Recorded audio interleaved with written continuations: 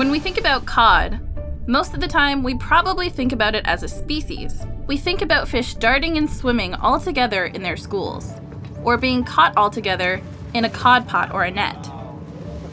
But what can we learn about cod by looking at just one single fish?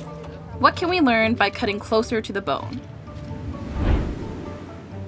So you just stay down clear of the bone, cut her down there, and you through there, come down one side of the backbone. So what is this called? Just fillets. Fillets, okay. Just your fillets. There's your fillet. Skin still on, bone still in, but we'll take that out after. That's a lunch. Here you go. At the Marine Institute in St. John's, there's other things we can learn by cutting close to the bone. Here, it feels a bit more like CSI, like if that stood for Cod Stock Investigation. And for each individual fish, though, we take a variety of measurements.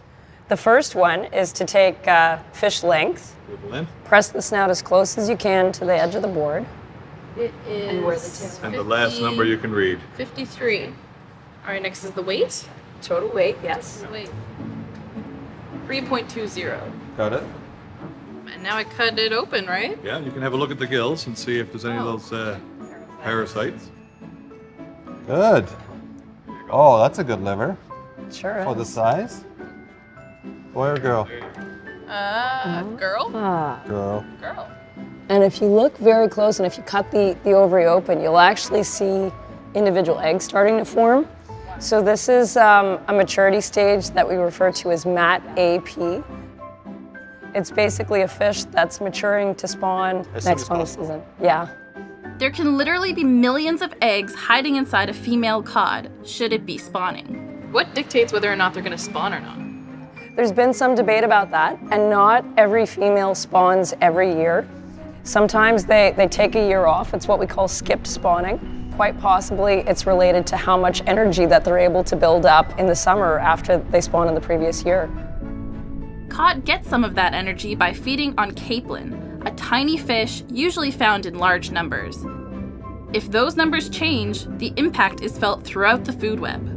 So if they can't find enough capelin, they might take the subsequent year off so they can really work on building their reserves up to the critical levels needed to reproduce. Did you know that cod have ears? There's amazing things that we can learn from a cod's ear bones, which are called otoliths. Starting right about there, make an incision roughly on a 45-degree angle back this way. There you go. Heard the crack. There. So these are the cod otoliths, and the otoliths work a lot like the rings of a tree. And when we break the otolith in half and look at it under a microscope, by counting the rings, we're able to determine or estimate the fish's age. And we're able to determine where the fish has been at different stages of its life.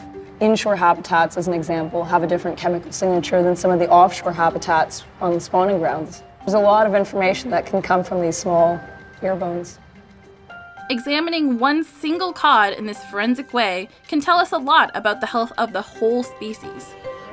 Oh my gosh. So the healthier that the fish are, the more eggs and offspring that they can produce, the faster they'll grow, and the more fish we'll have in the ocean to harvest. So we can cut into a cod for science, feeding what we learn into a larger set of data to analyze. But at other times, we still cut into a cod because we want to feed ourselves. How's she doing? Pretty good? Almost there. Wow, go back, keep her down, keep them down on the bone, like. Just poke the top of the knife through, cut out through. There you go. That's a lot better. Fillet of cod. So that's what you're going to eat for supper. Amazing. For first time, not bad.